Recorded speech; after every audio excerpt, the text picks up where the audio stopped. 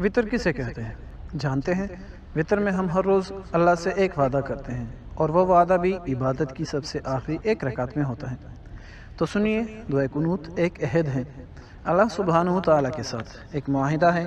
ایک وعدہ ہے۔ اس لیے جب دعا کو سمجھ کر دعائیں مانگیں گے تو دعائیں مانگتے ہوئے دل سکون و اطمینان محسوس کرتا ہے۔ اللہم انا نستعینک، اے اللہ ہم صرف تجھ سے ہی مدد مانگتے ہیں، ونستغفرک، اور تیری مغفرت طلب کرتے ہیں، ونؤمن بک، اور تجھ پر ایمان لاتے ہیں، ونتوکل علیک، اور تجھ پر ہی توکل کرتے ہیں، ونثنی علیک الخیر، اور تیری اچھی تعریف کرتے ہیں، ونشکرک، اور ہم تیرا شکر ادا کرتے ہیں،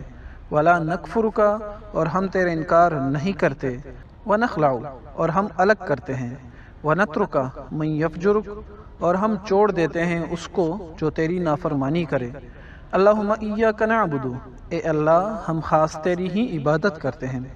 ولک نصلی، اور تیرے لیے نماز پڑھتے ہیں، ونسجد، اور ہم تجھے سجدہ کرتے ہیں، والیک نسعی، اور ہم تیری طرف دوڑ کر آتے ہیں، ونحفد، اور ہم تیری خدمت میں حاضر ہوتے ہیں، ونرجو رحمتک، اور ہم تیری رحمت کی امید رکھتے ہیں، ونخشى عذابک، اور ہم تیرے عذاب سے ڈرتے ہیں، ان عذابک بالکفار ملحق، بے شک تیرا عذاب مشرکوں کو پہنچنے والا ہے۔